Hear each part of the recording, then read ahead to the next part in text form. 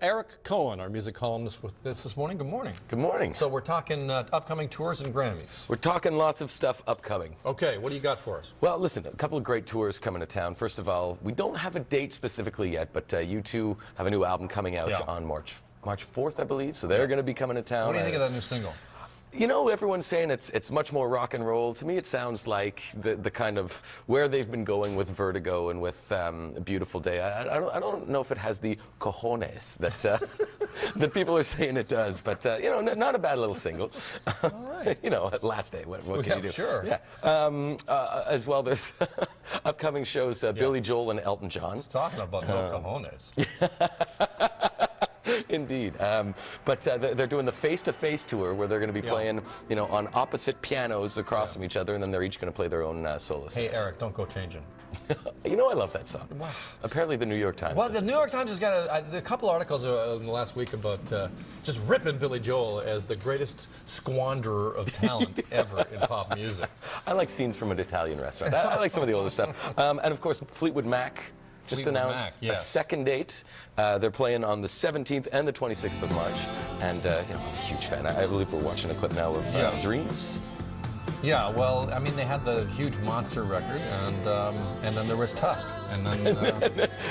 But you know, I mean, Lindsey Buckingham put out an album last year, and Stevie Nicks has been touring for a while, so it'll be interesting to see. I'm excited. Yeah, you like the Fleetwood Mac, so you know, it was the soundtrack to my family trip. So okay, well, that could go either way, really, couldn't it? Right. Okay, let's talk about the Grammys. What are your picks for Grammy Awards? It's an interesting year. I mean, the amount of accolades or nominations. You know, Lil Wayne getting 8 nominations. Is it Little or Lil? I'm sorry. It's Lil Wayne. Thank you. Or as he likes to be called, Wheezy. Oh, all right, sure. if you want to play that. Okay. He's up for 8. Coldplay are up for 7. Jay-Z, Kanye are up for 6, and Radiohead are up for 5. Now, speaking of Radiohead, we're talking Album of the Year. Yeah. Interesting category here. You've got Robert Plant and Alison Krauss. Fantastic. That is a remarkable disc, by the way. Absolutely. Top to bottom. And I saw them this year. Fantastic. They're going to be performing at the Grammys, by the way. So that's fantastic. I'm a big fan of that one. And they're up against Coldplay, Neo, Lil Wayne, but my pick is Radiohead. You think In Rainbows is going to take it? I don't think it's going to take it, but I think if I were the sole judge of this, I think that is the best album to come out. It's been out since October '07, but that's the start date of eligibility. So. Right. So it is. How much do you think it got nominated for the originality in terms of its release? That's an interesting thing. I think this might be the first album ever up for that many Grammys, or even for any Grammys at all, that doesn't have a record label associated with it. Well, and they did that whole thing where they put it on the web and said, pay whatever you want for it. Yeah, exactly. But listen, I think it's one of their best albums. They really took all their different styles and all the different sounds from the previous albums and kind of compiled it together in something very, very palatable. So I hope they win. And they're performing as well. And best single? Best single, record of the year, as they call it.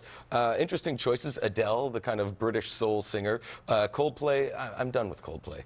Leona Lewis, her song Bleeding Love, I guess, would be one of the popular favorites. Robert Plant and Alison Krauss as well, but MIA is my pick. This this is an earworm. Take a listen to this. You're going to know it when you hear it. I fly like paper, get high like planes. If you catch me at the border, I got visas in my name. If you come Our around, director Amy saying that this is her ringtone. And the most surprising thing is that of all the songs on MIA's album, this is not the one that I thought would propel her to the top. But it's really interesting. It's got that sample from the Clash. The guitar sound is from the Clash. It's propelled by those kind of gunshots in the chorus, but made hugely popular in the film Slumdog Millionaire. But it was also in the trailer for the film Pineapple Express, which I think really propelled it to the top amongst a certain demographic. The Greens, so to speak. Yes, all right, Eric Cohen is our music columnist. Really appreciate you being here and appreciate all your contributions to the morning news. Thank you. I appreciate it as well.